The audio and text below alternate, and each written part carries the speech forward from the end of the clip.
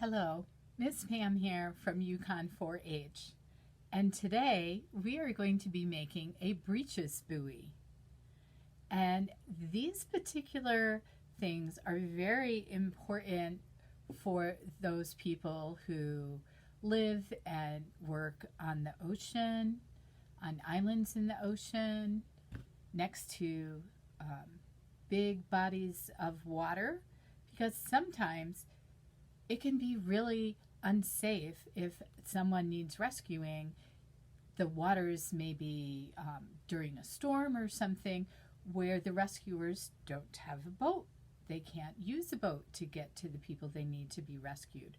Or the people on the ship can't use the boat to get to land.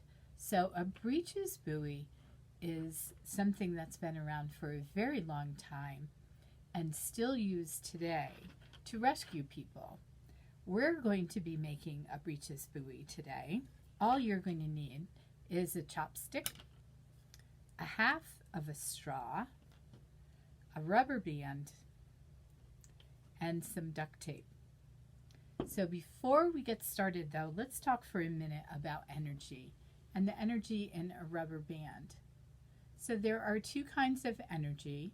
There's potential energy, and there is kinetic energy. So potential energy is energy that is stored. So just like in this rubber band, when I stretch it out, it has potential energy because it really, really wants to move. You can feel it, that it wants to move.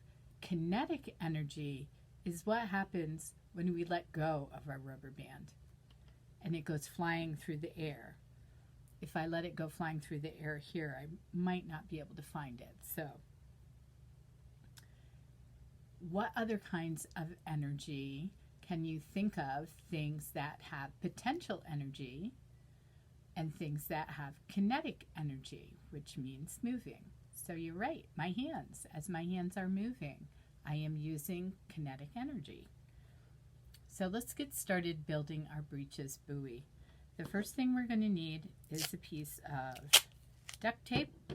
You can rip duct tape. You don't always have to cut it, but I'm getting it cut just to make it a little less messy. And now I'm going to tape my rubber band to one end of the chopstick.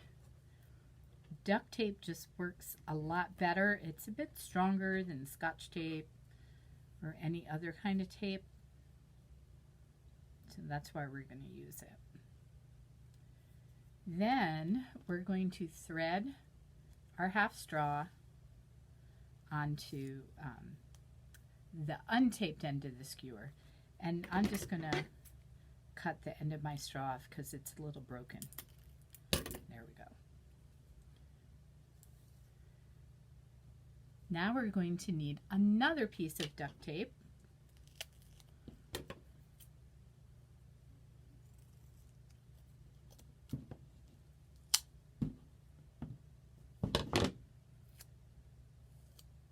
I have that little tail on mine. That's okay. Now we are going to stretch the rubber band. This may be a little tricky. You need to stretch it out, go past just a little bit, go past the straw, and then we're going to tape one part of the straw and the rubber band together.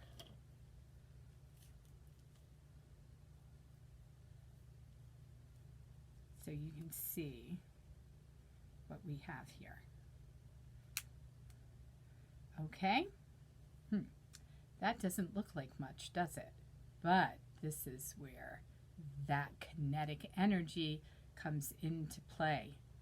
I am going to set the untaped end of my chopstick here on the table. I am going to pull down. Let me make sure you can see it. I am going to pull down. My straw is right down to the table. This is really important. You don't want this end of your chopstick pointing at anyone or pointing at anything breakable. Here's all of our potential energy in this rubber band. Are you ready? I'm going to let go. And my Breeches buoy just went completely to the other side of the room. Where did your Breeches buoy go?